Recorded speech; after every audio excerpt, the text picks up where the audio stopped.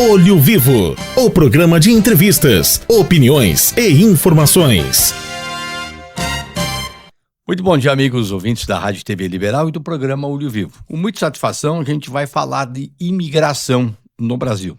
Quando se fala em imigração, a gente vai falar de várias imigrações que ocorreram, tanto do alemão quanto do italiano.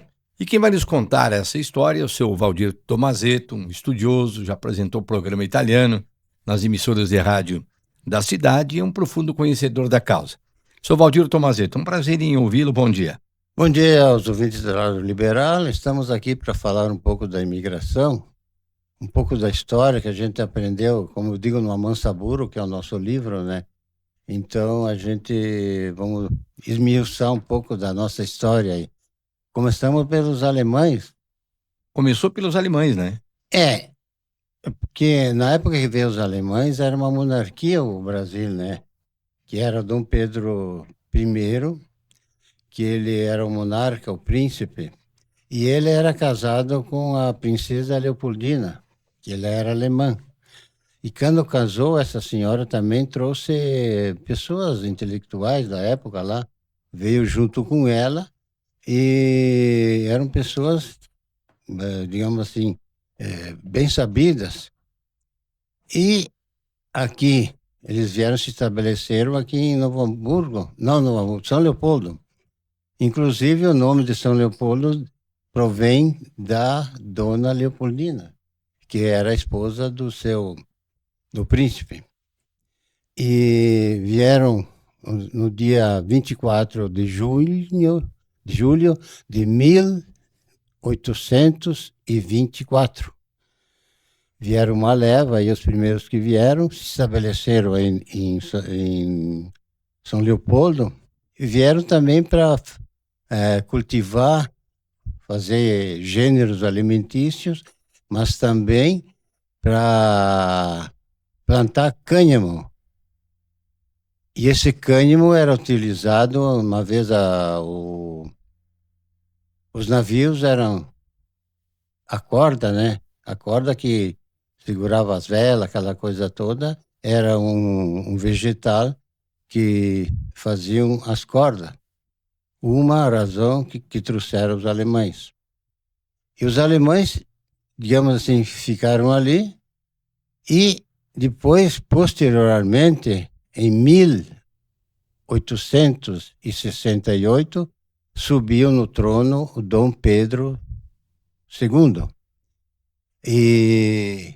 E ele aqui, ele na verdade, aí ele procurou trazer também os imigrantes para cá, mais ou menos no mesmo módulo que o Dom Pedro I. Por quê? Ele queria povoar as pessoas aqui, porque o Rio Grande do Sul eram terras devolutas. Eram terras que não tinham certidão de nada, né? Não tinha certidão. Eram terras devolutas do governo, e ele precisava, e ele nesse tempo também, ele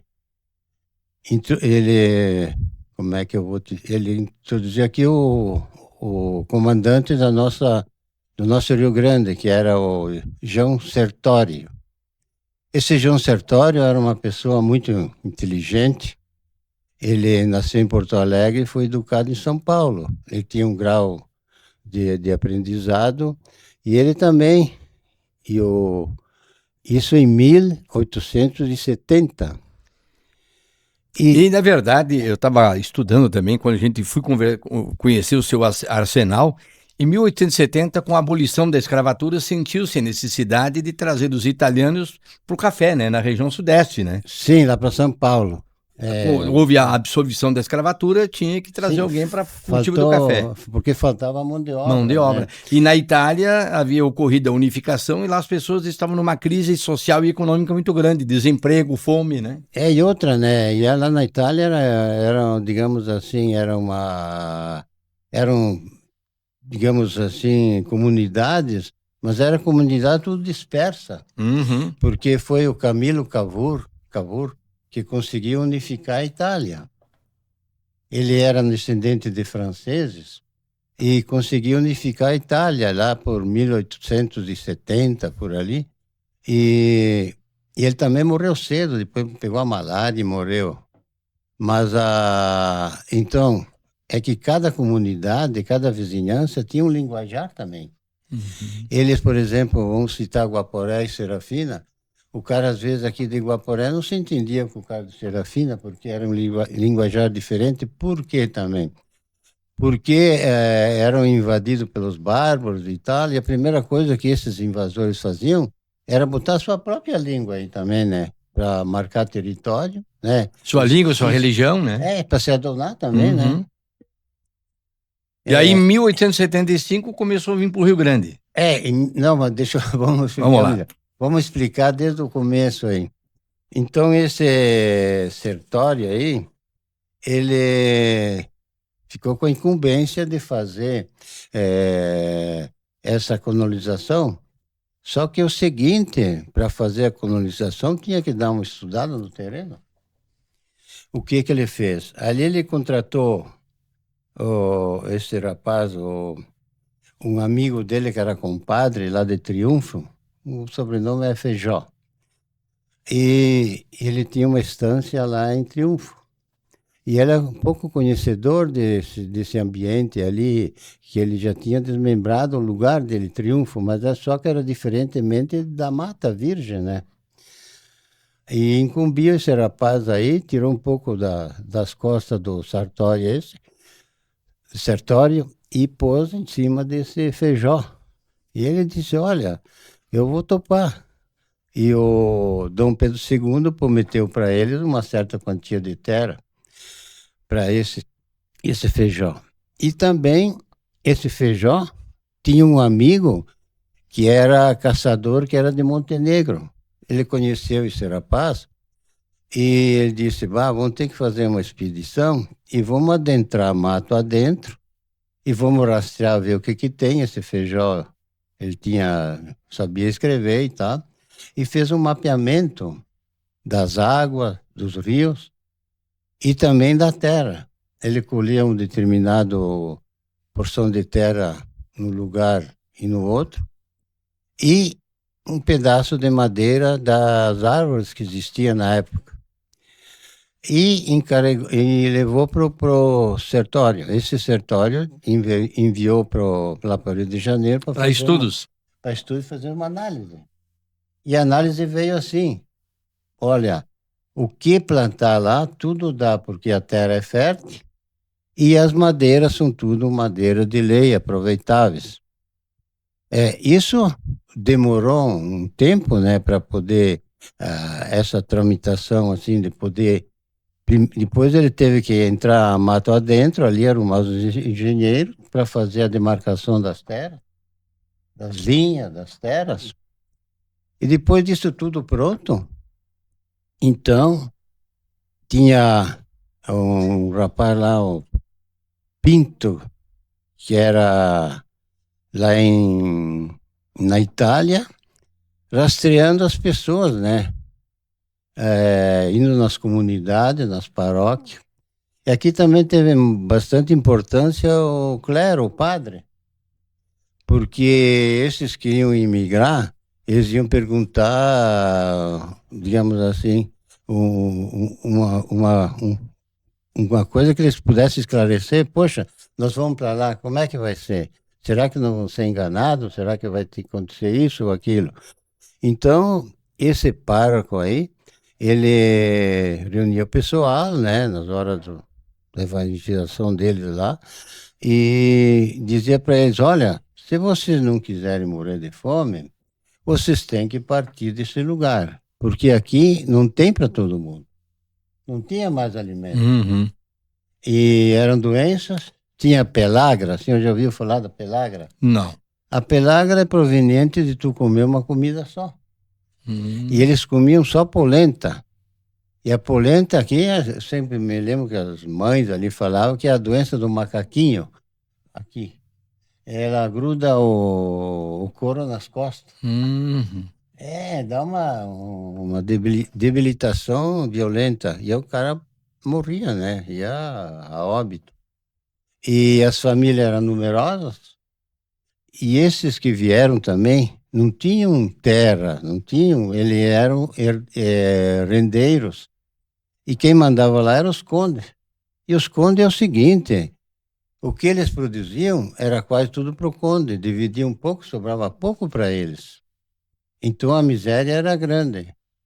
E o número de famílias era enorme, né? E essa imigração, ela é comparada ao êxodo da Bíblia, né? Daquela que o Moisés conduziu o povo prometido, lá onde jorava leite e mel. É. E aqui também prometeram o quê? Prometeram 2 colônias de terra, viagem paga de Gênova até de onde eles estavam até Gênova, e daí pegavam o vaporeto lá e vinham para cá. Demorava 30 e tantos dias para chegar aqui. Muita gente nem chegou aqui. Que nem o navio, o Sírio. O Sírio, ele naufragou na costa da Espanha. Sobrou quase ninguém. E os que sobraram também perderam tudo. Que chegaram aqui com uma mão na frente e outra atrás. E a história da imigração, digamos assim, a gente tem que contar esses fatos que aconteceu. Porque como demorou uns 4 anos, 5, para fazer esse desmembramento das colônias, esse traceamento das colônias, eles tiveram também digamos assim, os que eram para vir para cá, eles tiveram procedimento certo de vir determinados lugares para determinados lugares, para não confundir, como eu falei antes, da língua, né? Para eles se entenderem melhor no linguajar, nos costumes de cada um, também. E aí eles, quando voltou essa parte aí, que a terra era fértil e que tudo produzisse, e que a madeira era boa para construir, para tudo, servia para tudo, então eles dividiram fizeram 4 colônias. A primeira colônia foi Campo dos Bugres, que é aqui em Caxias, que depois se tornou Nova Milano. Por quê? Porque vieram os milaneses aí. Aí em Nova Milano, então, formou-se o primeiro grupo que veio, em 20 de maio de 1875. E Campo dos Bugres, uma colônia, Dona Isabel, outra colônia, e Condedeu. E a mais longe, que era Longínqua, que na verdade ela foi um pouco esquecida por causa da distância que existia entre Porto Alegre e aí em Santa Maria, aquela zona de Santa Maria. Fizeram essas 4 colônias. Desmembraram elas, dividiram em colônias e tal, e trouxeram esses imigrantes lá. Os primeiros que chegaram eram de Milão. Por isso que deram o nome de Nova Milano aí. E ainda é um distrito aí, distrito de Farroupilha, né? E à direita aí, para quem vai a Porto Alegre ali, ela é um distrito de Farroupilha até hoje. Mas então tudo foi difícil, né? Para chegar até aqui. Difícil. Não, E aí, por isso que a história tem esses detalhes maravilhosos que eu estava recapitulando aqui. Não, eu gosto de partir do princípio porque a gente, por exemplo, no colégio, nunca ouvi falar. Disseram que veio os imigrantes, né? O avô, o bisavô, seus filhos, aquela coisa toda. Mas, digamos assim, esse começo de história, assim, como que foi feita, ninguém falou nada. Nunca ouvi falar nada. E chegaram aqui e encontraram um monte de desafios, mato sem estrada, bicho, doença, tudo, né? Os primeiros que vieram demoraram não sei quantos dias para vir de lá, porque, na verdade, de onde eles estavam... Vendo abrindo picada. No Caí até aqui, é 100 quilômetros. Disseram que os primeiros que vieram, dizem, que trouxeram as bagagens nas costas,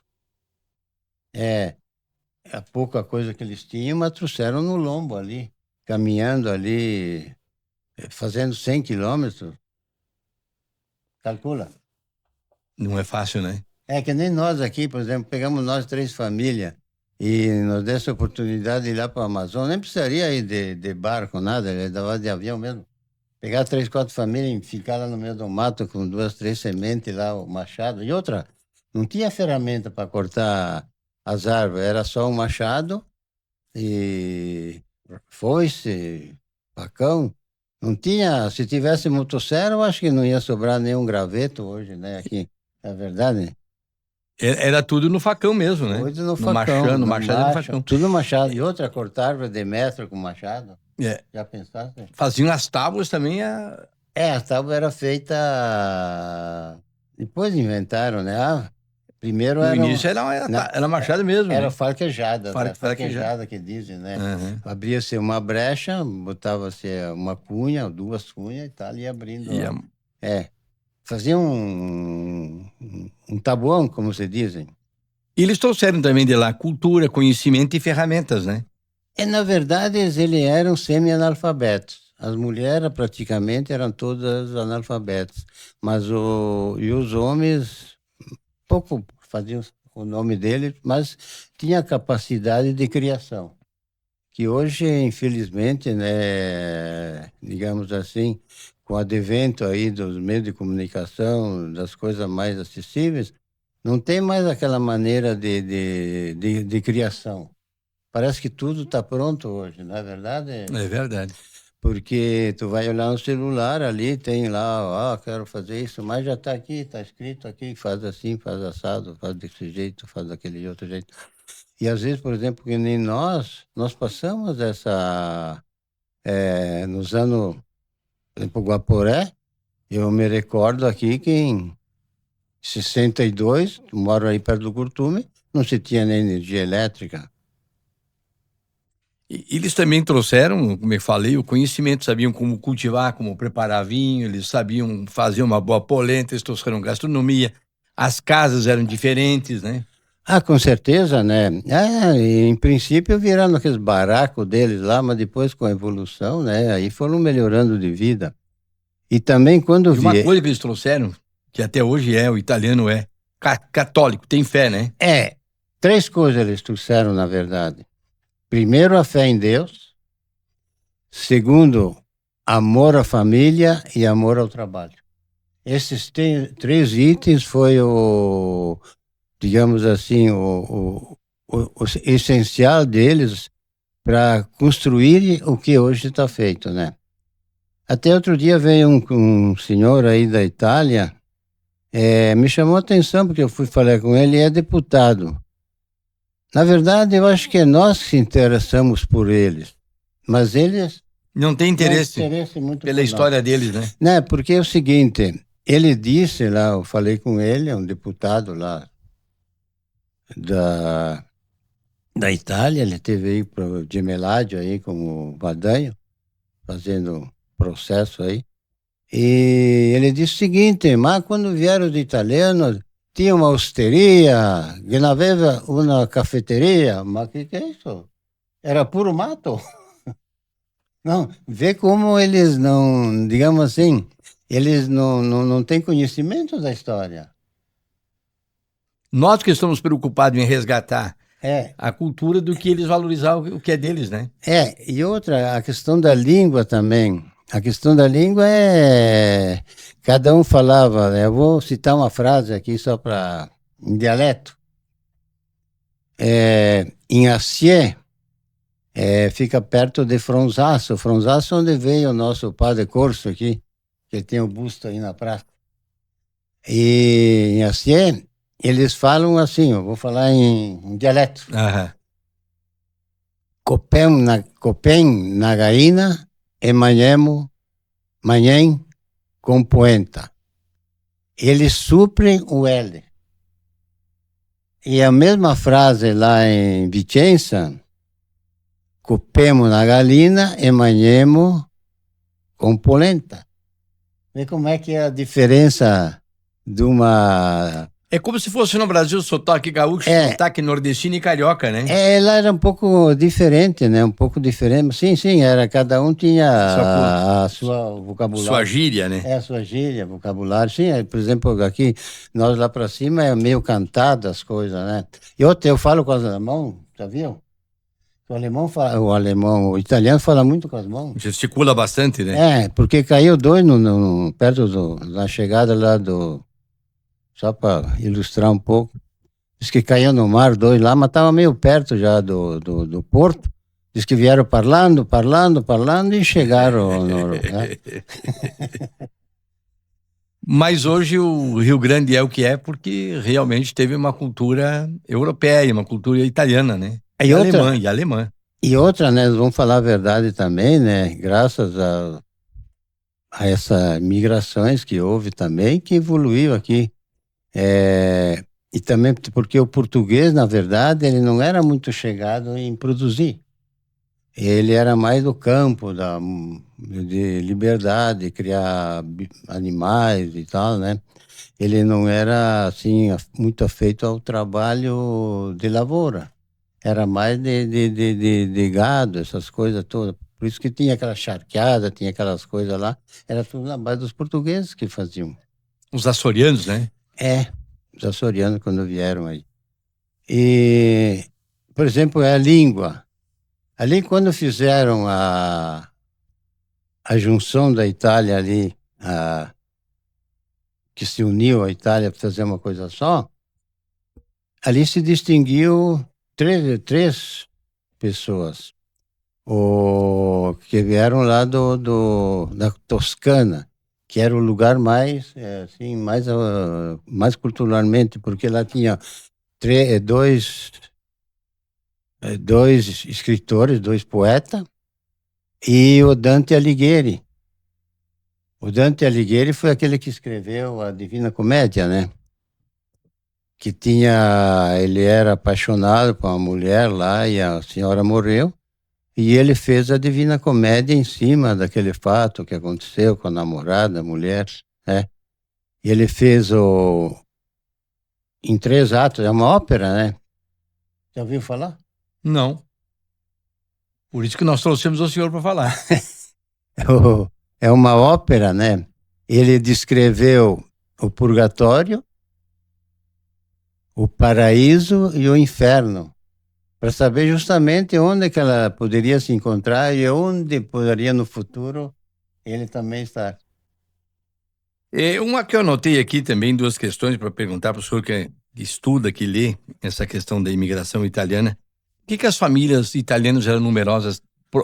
É verdadeiro de que era para falta de mão de obra? Exatamente, era por causa que precisava filhos, né? Precisava trabalhadores e nada mais do que a própria prole. E outra, como era numerosa na Itália, porque na verdade o leito da miséria é o leito que mais produz filhos. E outra, também tem outra coisa. Eles ficavam meio ano lá dentro junto com os animais, porque tinha neve. Então, dentro das estevarias, junto dos animais, para poder suportar o frio lá fora, eles não tinham tanta lenha, tanta coisa, né? Lá tudo era minguado. E uma outra situação, onde que entra o Giuseppe Garibaldi e a Anitta? Não, na verdade é o seguinte, como eu falei, Dona Isabel era por causa da filha do Dom Pedro II, né? Mas quando se deu a Revolução Farroupilha, mudou-se para Bento Gonçalves.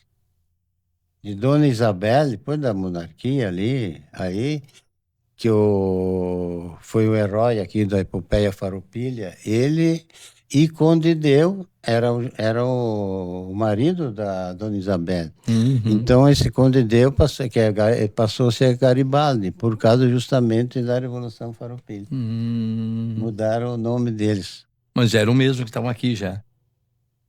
Já estavam aqui já.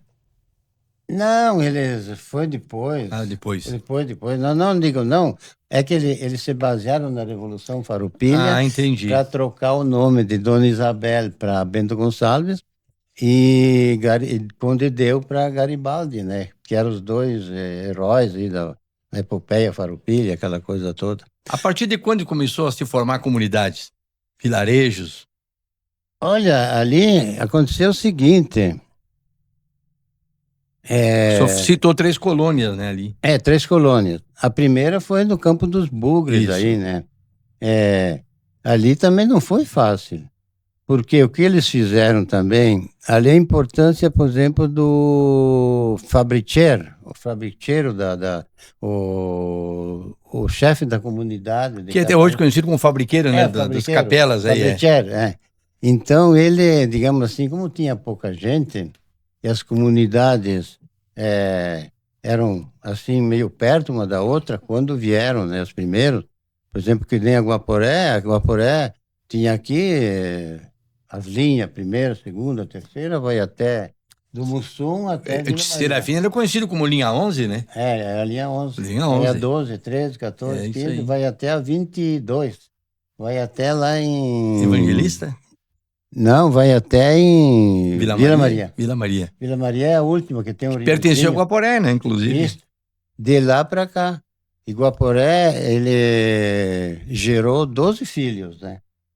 12 municípios. 12 municípios. Aqui de Iguaporé. Eu estava dizendo das famílias. As famílias eram numerosas. Eu me lembro da minha. Casou em 30. 31 tinha um filho. 32 tinha outro. 34 tinha outro. 36 tinha outro.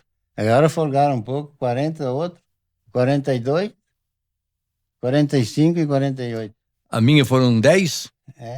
Com o pai e a mãe 12, então tudo uma escadinha, né? Uma escadinha. Se bem que eu sou açoriano, pelo duro, né? Saía uma fornada, entrava outra. É verdade.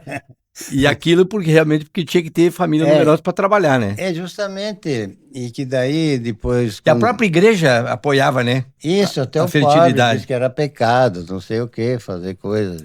Não fosse que fazer sexo era só para procriação, não era? Era mais para procriação. Exatamente. E outra, as mulheres também, as mulheres eram assim, digamos assim, eles escolhiam sempre as mulheres que tinham as pernas grossas. Anca grossa. Anca grossa, as coxas grossas e o peito, né? Para poder dar de mamar para os filhos. E também essas mulheres, às vezes, tinham filho e elas iam amamentar os filho dos que mandavam na terra. Exatamente. As damas de leite. As damas secas, né?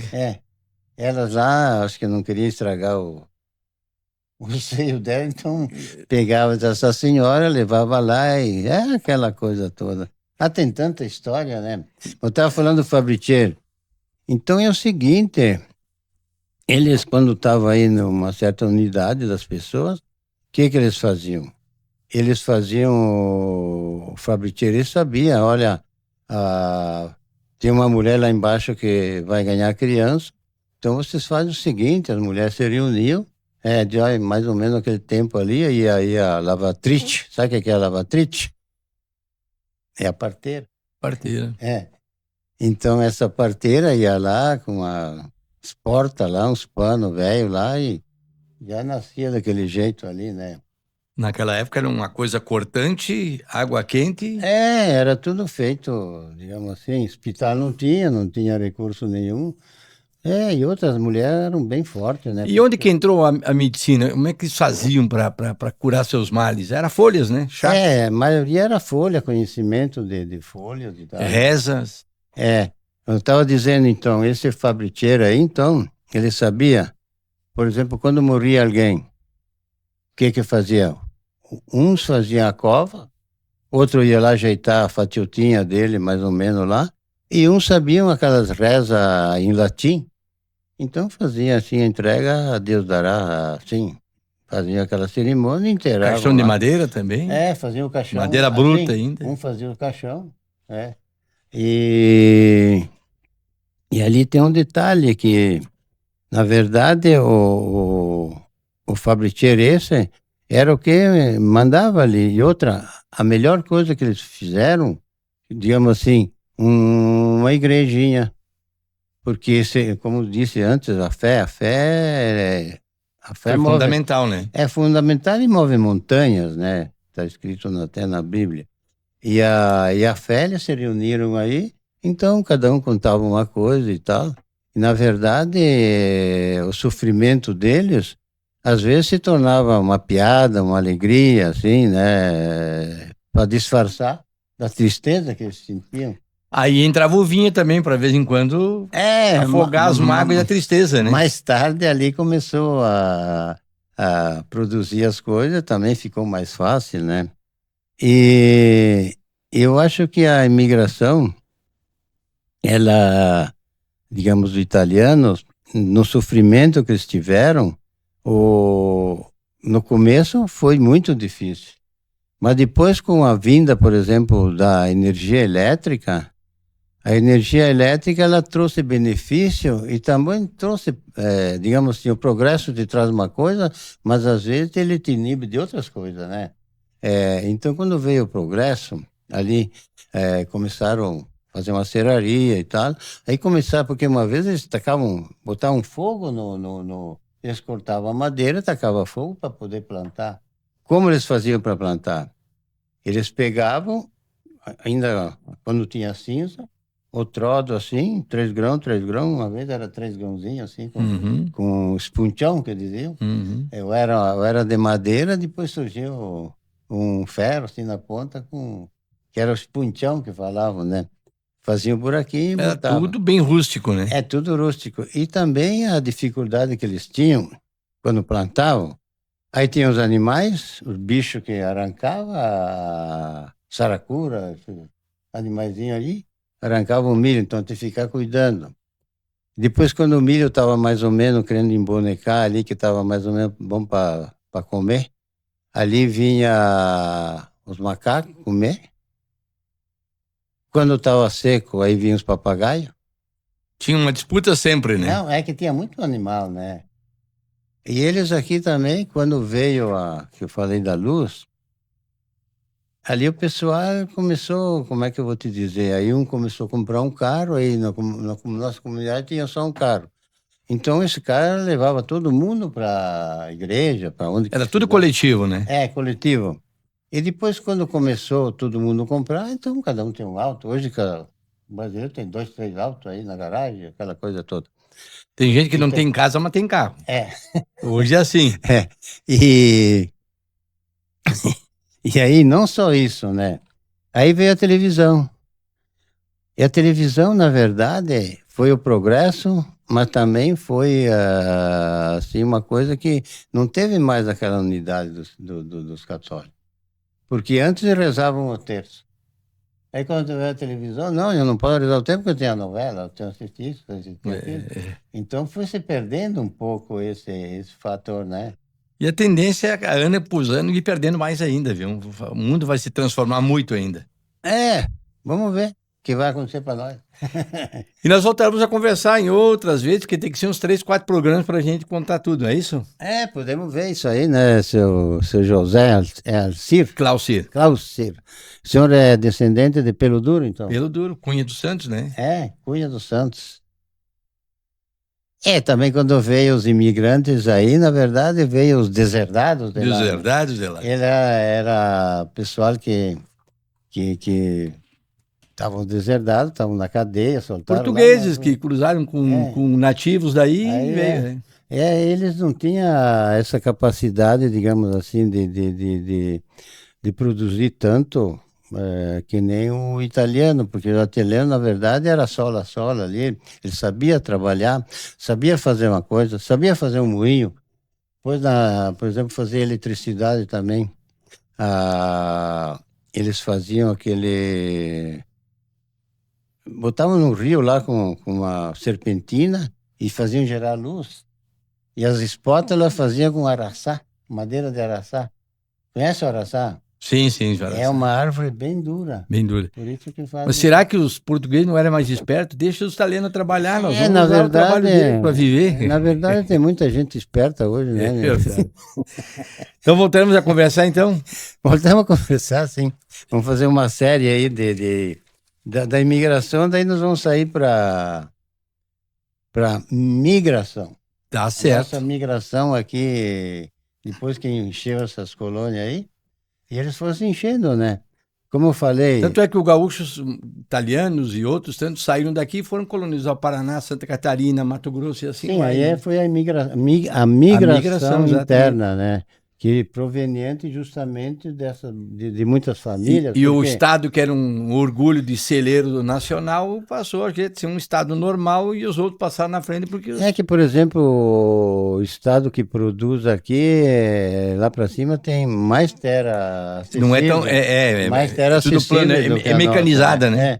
Por exemplo, nós aqui, quando vieram, a enxada ali para os morros, diz que tem lugares ainda hoje se usa o arado ainda. E diz que tinha que atirar com a espingarda o grão e caçar. Plantava tiro e colhia laço. Colhia laço. É isso aí. Tá bom, seu Tomazetto? Tá bom. Um abraço, viu? Até mais, obrigado, um bom dia a todos. Valdir Tomazetto, um estudioso da cultura, da imigração italiana, falando conosco aqui na Rádio TV Liberal e no programa Olho Vivo. Olho Vivo, o programa de entrevistas, opiniões e informações.